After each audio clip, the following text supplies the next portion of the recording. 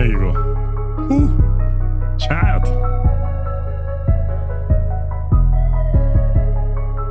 Welcome to the Raza BIPOC Access podcast. We are here today with Spin, and we are going to be talking a bit about the new project that is coming together, give everyone a bit of background on how it came together, the value that we're going to be bringing to creatives across the country, and we also want to give a special shout out to Canada Arts Council for making this all possible. And now we're going to introduce to you, the man himself, Spin. Yes. Man, honored to be here for our inaugural episode. Now, before I continue, we got to make sure you're rolling the R, brother. It's La Raza. La Raza. Bam, there we go. So yeah, La Raza BIPOC Access. I am Spin El Poeta. Honored to be here with my brother Mark from BIPOC Access. So we got this generous funding through the Canada Council for the Arts. We're very grateful to run a one-year artist development project, which is going to have a component of podcasts, this is the inaugural one, a series of workshops specifically focused on artist development as requested by the artists that we recruit, and a culminating conference along with some showcases along the way on these workshops. We got a really dope lineup. I'm the founder of One Mic Educators. It's an artist education enterprise. We also have a collective. So Glows and I are co-founders of the One Mic Educators Collective. We just finished wrapping up a festival, La Raza Festival, the inaugural festival. It's the year of the inaugural still. So we had the La Raza Festival funded by the Toronto Arts Council. 4-day festival is an incredible experience. And we were fortunate to get blessed by the Canada Council for the Arts for this project now.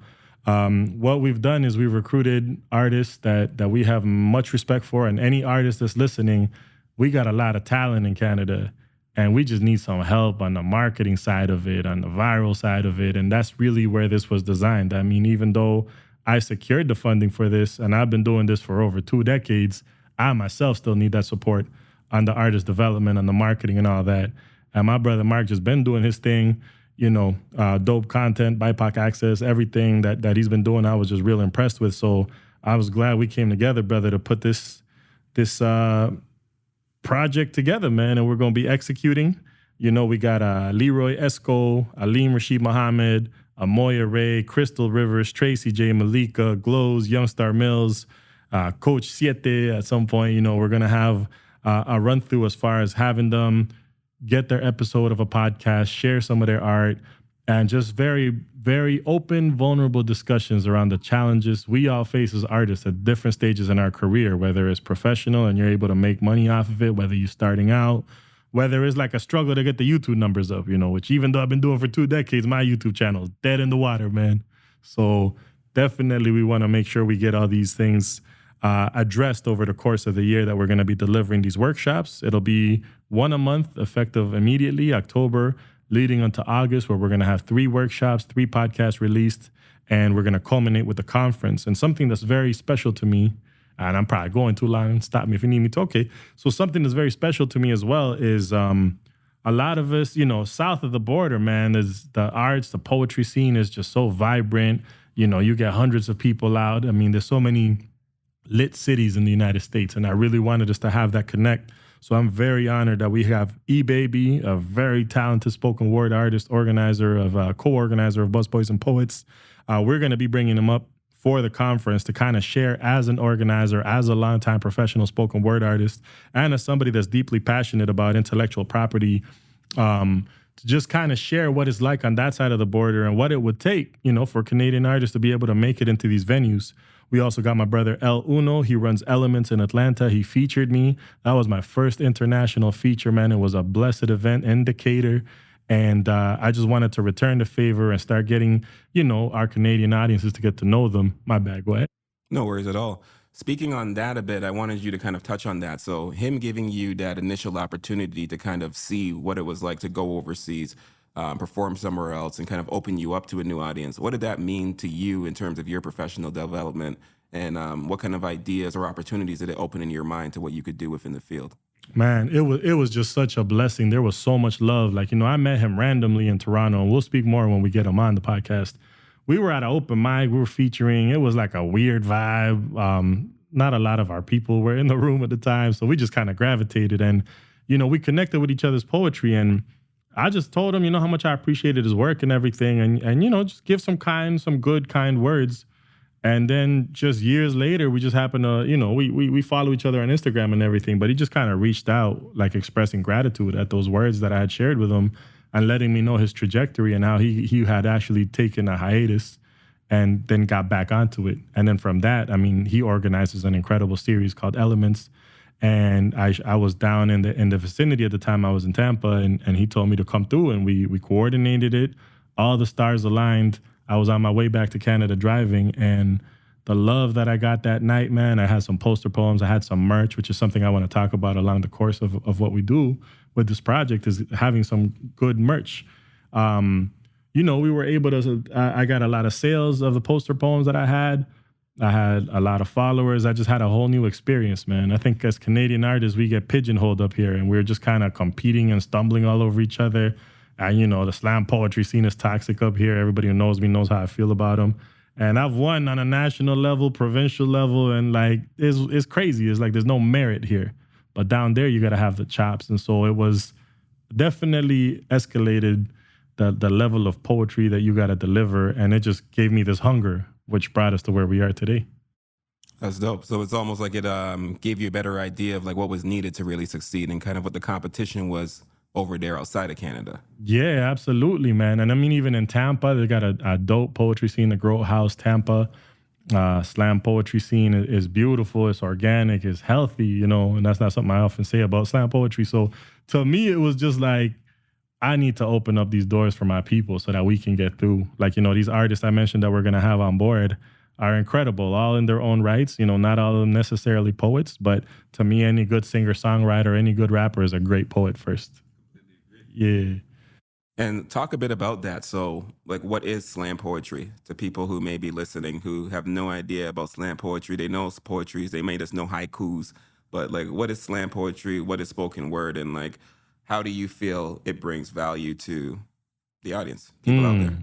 So spoken word, you know what I'm saying? Like, since we're going to be vulnerable, I got to set the tone right. I started with spoken word because I just couldn't land a beat when I was trying to rap and shit. And I said, fuck it, I'm going to go a cappella for a couple of years and try to figure this out. So, but within that, I was like, yo, this is dope. Like, I actually enjoyed it. I've been blessed. I was the only poet to perform spoken word at a hip hop festival in Cuba and Venezuela. And at the Venezuela festival, Dead Prez was there. Immortal Technique was there. It was like the best rappers in Latin America, Actitud Maria Marta, Área 23. It was just these incredible artists. And I was up there doing spoken word, man. And it was like, it was wild, but it was really liberating because you don't need a beat. You don't need anything. You literally just pour your heart out into the page. And I grew up hip hop, so there's a natural flow when I deliver the poetry. Now, you go into the slam poetry scene, essentially what that is you get 5 judges chosen randomly, or they should be chosen randomly. They're not always. And you literally share a poem that got to be within 3 minutes and 10 seconds max. And then these 5 random people give you a score. And you could be out there talking about your dead brother or having got shot or whatever, and then you get like a 6.5 if they didn't connect with it. It's like, it's wild. But to me, it's excellent training ground, because it made me create enough work that no matter who was in the audience, you know what I'm saying? If it was a bunch of like a pumpkin spice latte vibe, I would have something for them. Oh, you know what I'm saying? It's our people, I'm good. If it's like I'm a hood vibe, I'm good. So it allowed me to create a very wide body of work. I recommend it. The problem is it gets toxic. So a lot of people make it seem like it's Christmas, or it's like, oh, well, I got 9.7 and then I don't care about that part. I care about winning. I want to win. If I don't win, I don't win. But then I go back to the drawing board and see how I can improve as a poet. So when you know there's a score coming for your poem and you purposely put yourself in that position, you're going to deliver a higher quality performance. So, I've won on a national level. I'm 2-time Toronto Poetry Slam Grand Slam champ, 2-time Slam Terrio champ. None of that meant anything at the end of the day, because I wasn't in the clique. I had to go around and kissing people's behinds, and I'm not that dude. And at the end of the day, my poetry is rooted in community. So I'm way more comfortable in lane, dropping a poem than I am at the theater of whatever with like all these people snapping their fingers. I don't care about that, but I'll take their money. I'll take the prizes if I can. But ultimately, you know, it's a good training ground. But my hope with our project is that we can provide the tools to our people where they don't have to put themselves in that environment if they're not comfortable with slam. You know, we're going to hear from Glows in a bit. She wants nothing to do with that genre. You know what I'm saying? And I want for them to not have to do anything with the genre and still get, you know, the credibility, the bookings, the whatever they want to get with their lives, you know? So yeah, I hate slam, but I love it, but I mostly hate it. And what would you kind of say is the way for you yourself, you wanted to get into kind of more performance art in terms of rapping? Maybe we're trying to catch the beat, figure out how to do that aspect, and then you went into spoken word. But what do you find is kind of like, because you've done a lot of mentoring in this space as well. You've taught a lot of people about how to get into this space. I initially, I think, met you when I was 19, and I came down to a spoken word conference with, shout out to Samatar and Lawrence Mante. Oh, yeah. And we had connected, and then I had done my piece. That was the first time I kind of rapped not on a beat. And just that was at York University, yeah? Correct, York University. And then you had called me back to go on CHRY, and we had done like some highlights from that day and got to perform over there. And that now is probably about like 19, 20 years ago, but it just shows that kind of like you get introduced into spoken word or into different arts because you already have a talent, but you might not necessarily recognize all the outlets you can use it within. So with the people that you've worked over all of these years now, what do you find is kind of like that takeaway, or like what is it that when they get into the space they didn't realize, but then you see that it opens up something in them? I feel like, wow, man, you're taking me way back in the day. We had, that was Rhyme, Revolutionaries Honor in Your Mind's Eye, Samatar, Pablo, Eddie, Street Dreamer, Helen Johannes, Paulina O'Keefe, Bona was in the squad at one point. Yep. Wow, yeah. So, I mean, we were all, at that point, I was a youth, you know, I'm a bit old now, but at that time I was a youth, so I could still land those grants and all that. And we had this project. We were actually doing workshops in open custody and in juvie, you know, just working with the youths to create, and we were youths ourselves. And what I've realized along the way, man, is a lot of times people are just lacking the confidence. You know, there's a big issue with imposter syndrome in our communities, you know, Black, Latino, indigenous, whatever. And there's all these micro and macro aggressions that we're subjected to at the hands of the privileged white people that, you know, kind of look down on us. And so I always told the youth, you're going to have to work twice as hard, period. Like there's no other way around it. You're going to have to work twice as hard. It ain't going to be fair.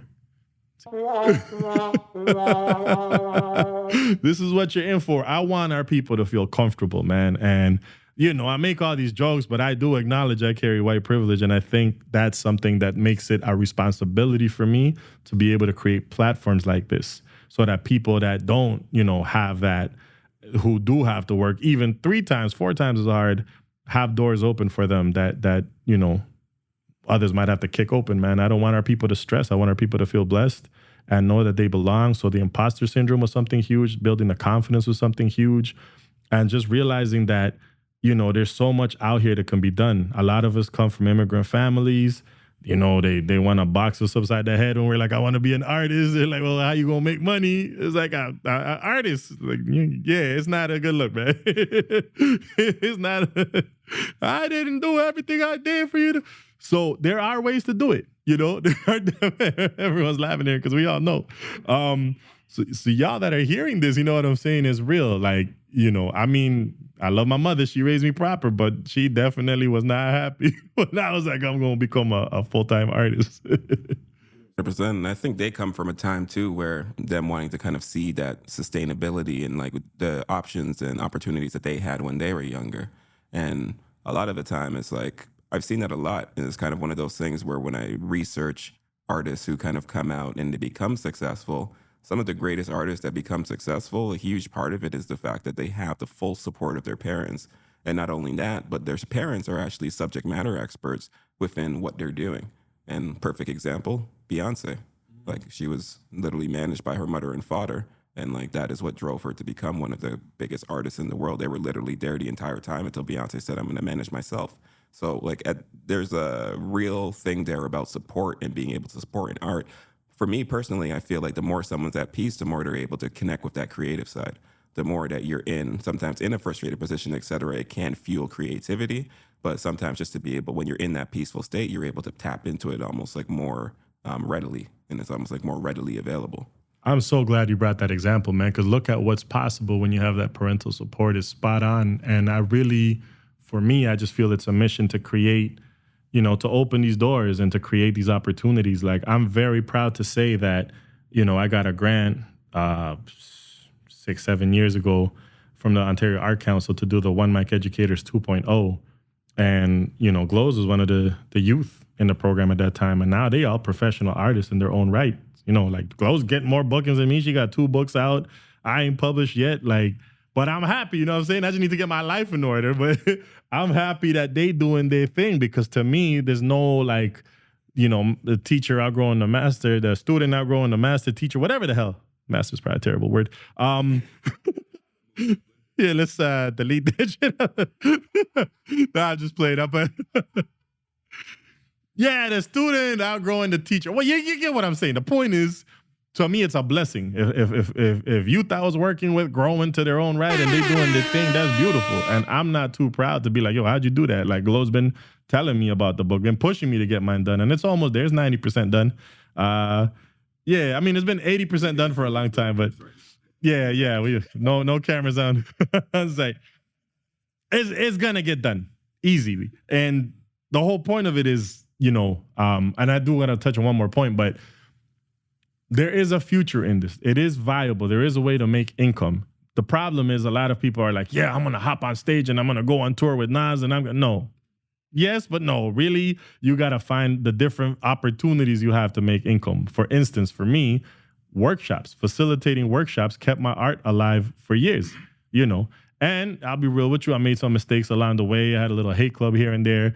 And it was really hard because at one point, nobody was trying to book me or do nothing. So I just started booking myself, you know what I'm saying? And off of that, I also started facilitating workshops. I read this book called The 4-Hour Workweek, which I highly recommend to anyone that wants to be an entrepreneur or professional artist. And this book taught me the Pareto principle. You know the Pareto principle? I don't. So the Pareto principle is a economist, an Italian economist who had a garden, and he was realizing that 80% of the crop he was harvesting was only coming from 20% of the seeds he was sowing. And he started looking at life like everything is like 80-20. If you think about it, and it's not 80-20 set, it could be 70-30, 90-10. But if you think about it, let's use 80-20. 80% of the stress usually is coming from around 20% of the people in your life. If you really boil it down, it's not all coming from one, from everyone around. It's like, oh, wait, it's this person. Okay, so you cut that person out. Now you're getting rid of 80% of your stress. There was a band that put out an album and they were analyzing their streams, and they realized that there was just 2 songs that were getting like 90% of the streams and everything else wasn't really taken into it. So they went and created a new album replicating the 2 songs and keeping that type of genre and feel and vibe of the music, and their album sales shot through the roof because they were analyzing what was working. So for me, I sat down one year because I filed my taxes and everything on the art side of it. And I realized as an artist, it was like 10% of my income. But as a facilitator, it was like 85 and then take like 5% for speaking or whatever. And that really made me motivated to start focusing on facilitating workshops and getting myself organized as a business. And in that, I was able to sustain myself in a beautiful way, to this moment. Now, the other piece that's super critical to everything we're doing, which is a mandate for One Mic Educators, is to build immigrant indigenous friendship. And so we got Crystal Rivers, Mohawk sister that's just an incredible multidisciplinary artist, DJ, dancer, spoken word artist. I want to hear her rap because she definitely got the flows for it. So we've done a lot of work with her and our youth group, River Rocks, out in Six Nations territory. And Six Nations has been a strong place of healing for me. So we got a partnership that we're developing with the Woodlands Cultural Center, which was formerly the Mohawk Residential School. And our culminating conference in August is going to be taking place at the Woodlands Cultural Center. And to me, part of it is also ensuring that the access and the learnings and the teachings are getting out to our indigenous family out in Six Nations, as a thank you on my end, just for all the healing that the territory's brought to me, all the love that I've received from the people. I want to ensure that whatever knowledge we pick up is shared out there. And also in the process, we continue to build that immigrant indigenous friendship. So we're learning from each other. There's numerous projects on the go. The original squad from One Mic, they put together an immigrant indigenous friendship video poem. And I'm really proud of that. And we're going to continue to expand. So as much as this is artist development, this is also building that immigrant indigenous friendship for sure. Good. And what do you think are some of the barriers? A bit about how did you start to begin to build relationships as an immigrant with the indigenous? Yeah, so basically for me, I was born and raised in Guatemala, and we had to leave because of the Civil War. The Mayan peoples in Guatemala were subjected to genocide, and in some respects still are. And my mother and her best friend were working on a project to create a cooperative in an indigenous community where the husbands had been murdered by the military, and we were forced to leave as refugees. My mother's best friend was disappeared by the military in broad daylight. She was on a national softball team, and they took her right after the practice. And we had to leave. And so I felt this sense of responsibility to be able to, at that time, I didn't have the concept of building immigrant indigenous friendship, but I had the concept of doing something. And so when I got here to Canada, I ended up going on an exchange program. And I was very fortunate to end up in Prince Edward Island. And as part of the exchange program, we got to visit a Mi'kmaq territory, and we got to speak with the elders. And this was my first time dealing with indigenous people in Canada. I knew obviously it was indigenous territory, but I didn't know where to go at the time. And I think a lot of settlers, immigrants, we don't know where to go, and we just trying to survive. And so people don't even know how to start. So for me, having had that happen organically was beautiful. So my last day in Prince Edward Island, we all had a choice to do whatever we wanted. I went right back to that reserve, and I just spent the day sharing pictures from Guatemala, learning from the people. One of the women brought her son, and he brought his drum, and he sang a song for me. And it was just such a moving experience. And I felt compelled to do something, and you learn along the ways, because I think a lot of people have the concept of the savior mentality. And it's not savior. It's not like we're saving anybody. How can we be responsible to our friends who are the original caretakers of this land that we live on? And from that, there was in Six Nations, and why I love this territory, I brought these two Afro-Cuban rappers up. I was working at Ryerson at the time. And as part of having them here, I wanted them to connect with indigenous people. And there was a sweat lodge ceremony taking place. So I actually brought them out, and we coordinated and we participated in a sweat lodge, and it was incredibly healing. And about a month later, there was the standoff that happened in Caledonia, known as Ganestado. So I had that beautiful experience in the Mi'kmaq territory in Prince Edward Island, spending a day hearing songs, connecting, with the elders, the women there. And it was just so beautiful for me. And I felt like, I need this as a, uninvited guest, which is what all of us who are immigrants are, including white people, blonde hair and blue eyes. If you're not indigenous, you're an immigrant to this country, period. And so when I got back to Toronto, eventually I had got a job at Ryerson Students Union. I have a whole funny poem about that called Dear Progressive White People, which we'll get into later. But as part of my experience over there, I brought these Afro-Cuban rappers, and I wanted them to connect with indigenous people. And while they were here, I was advised of a sweat lodge ceremony that was taking place. I think it was Garth Yard. I got to go back to the memory banks and make sure I credit this person, because that opened up the door for me in Six Nations territory. We went out, we participated in the sweat lodge. It was incredible. It was just such a powerful experience.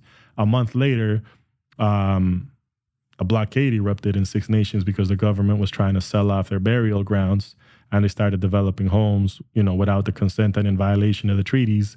And the people rose up, kicked out the developers, police raided them, faced off with the police. The police eventually backed up, and they eventually won that fight and were able to protect their burial grounds. It's still there untouched to this day. In the middle of all that, I caught word of what was happening, and there was a lot of racist attacks towards indigenous people. There was flyers circulating that the KKK was coming to slaughter the Indians, quote unquote.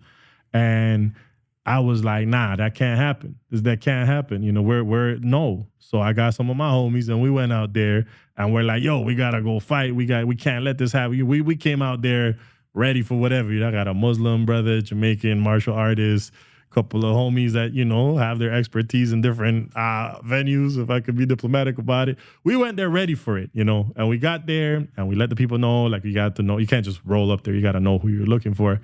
So then as soon as we got there, one of the brothers pulled up and he had his fatigues on and he had that energy. I was like, okay, let's do this. So I was like, yo, where do you need us? We're ready.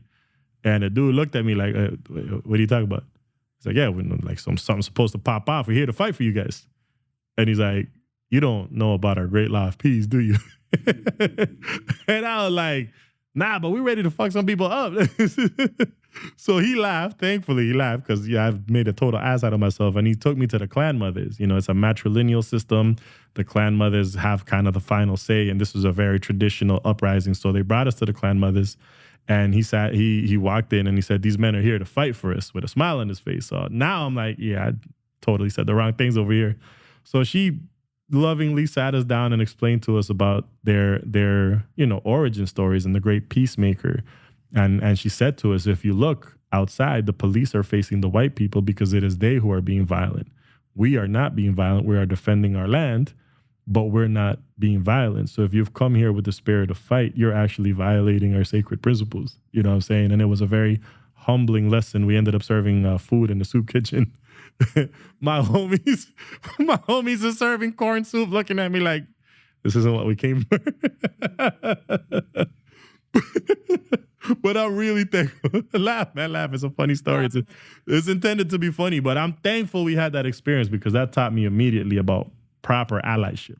Sometimes we come in and offer help that nobody asked for, and they're like, what are you doing? And then you end up serving corn soup, you know what I'm saying? Because that is what's needed. So, yeah, man, I think we probably did dishes too that night. It was a beautiful experience, man, and that's where it was birthed. Now, I understand for people that would like to build that relationship but don't know how, and it's kind of like, how do I do it? I mean, there's powwows that are open to the public you can visit, but that doesn't necessarily allow you to build a human connection.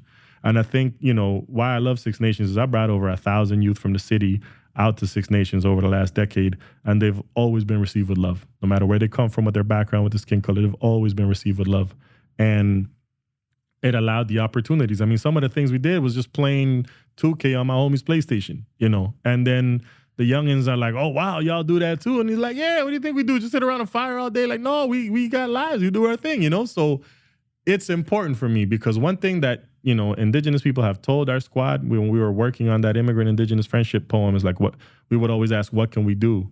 And we would always get back, build friendship with us. And initially we were like, we were ready to burn things down. Like, y'all let us know literally and we'll do whatever. And the answer always came back, build friendship. Whether it was, Six Nations, Haudenosaunee Confederacy, anti-racism youth conference, or whether it was, my homie Valley and Jules, New Channel, all the way out from, BC, the message was always build friendship. And so to me now, that's just a core operating principle of the enterprise, of the collective. We always want to create the space. And if you've wanted to and you're listening to this podcast and you don't know how, holla at us and come on board because some of these workshops are going to take place in Six Nations.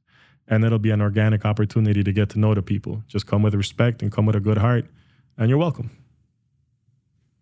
And we're going to do it obviously at the end, but let people know right now that we've said that. Where can they connect? Yeah, so Instagram, Educators One Mic. I got to get all my social media handles in order. So hopefully, with your expertise, you'll break it down. Because I got Educators One Mic on Twitter and Instagram. But then the website is onemic-educators.ca. And I put the dash in because it looked like One Mice Educators. It looked like a rodent company. So I didn't think any of this thing through properly. But we're here now. It's been like 7 years. So do you have advice? Like, what do I do here? Because I got all these different handles and stuff. Nothing's matching. Keeping consistency. So if you have a consistent handle across all of your different platforms, it makes it easier for people to remember how to find you on any platform. So if you have it set up even as One Mic EDU, then that would be something that people would know it's educational because EDU. And then if you have that available on all platforms, no one has to remember the dash. They just know it's One Mic EDU no matter which platform I go on. And do your research and get all those handles sorted out before you even go public. Exactly. So if you check out for us, the dope content, we are the dope content on LinkedIn. We are the dope content on Instagram. We are the dope content on Facebook. We are the dope content on TikTok. We are the dope content no matter where you find the dope content. My shit's just all over. Can you let them know, Mark? Because, as much as this is La Raza and this is One Mic Educators, we wouldn't be here if it wasn't for dope content on BIPOC Access. So can you let the people know about the expertise you're bringing to the table on this whole project. The dope content, our main thing is essentially to bring digital skill sets to underserved and marginalized communities. We have another project right now called BIPOC Access. BIPOC is Black, Indigenous, People of Color, and what we're looking to do is provide access to resources. So we're not taking anything away from anyone else, but we want access for ourselves and people just like us who all have similar stories of not having that access in the past. And the way we look at it is you're a person who believes in humanity, you believe in fairness, and you should have no issue seeing an individual that wants to learn something, helping them to be able to achieve what they're trying to achieve. Not getting in the way, not being a gatekeeper or a barrier creator, but kind of like taking that away so that everyone has equal access to opportunities. So what we do in terms of that is we've had the BIPOC Access Web3 conference, which was a 2-day conference in Kitchener, Ontario at the museum that was supported by the Region of Waterloo Upstream Grant. And we did 2 days over there teaching about intellectual property, content creation, marketing, and distribution. Shout out to Ty Nam, a trademark and IP lawyer who volunteered his time to come down and actually show the participants how to register their own copyright. So to be able to control who copies your intellectual property, that's essentially what a copyright is. It's the right to copy. So once you control that, nobody can copy what you're doing. They can't put it out in a different form. You now have the right to be able to license that to them, and they need your authorization. So we're just kind of, and these are things that are the basis of how business works in Canada, the US, and all over, is that intellectual property are your trademarks, your patents, et cetera. And then from there, we just want to make sure that people have access to tell their stories. So the podcast is a big part of that, being able to allow people to use their own voice. And really, we found that within the communities in the past, like we were talking about when we were coming up, doing spoken word, et cetera, there wasn't as much access to getting the quality equipment that you needed to have that fair chance, where people aren't going to look at it like this is cheaper than the other. No disrespect to much music, but every time I used to see a Video Fact video, I knew it was a Video Fact video. So it almost made a difference between something American was like, this is how you do it properly, and then Canada, it was kind of like, we can see the difference. Whereas now, the Canadian artists are some of the biggest artists in the world, and there's no differentiation of it being a Canadian artist versus a US artist. And I think that's kind of the evolution that comes with it. The more people learn, the more that they understand the specifics of how you create that product that the world loves to consume. And we want to bring that to everyone because everyone has a story.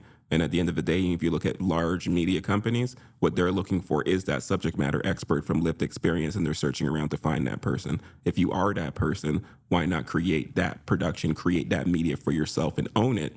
And then when these other large organizations come around trying to utilize it, license it to them. You keep ownership. You sell it to them. The NBA is all licensing. That's why it's licensed by the NBA. Every single sports team is licensed by the NBA. It's intellectual property. It's franchises. When you put a Bulls onto a jersey, that team owns that Chicago Bulls jersey.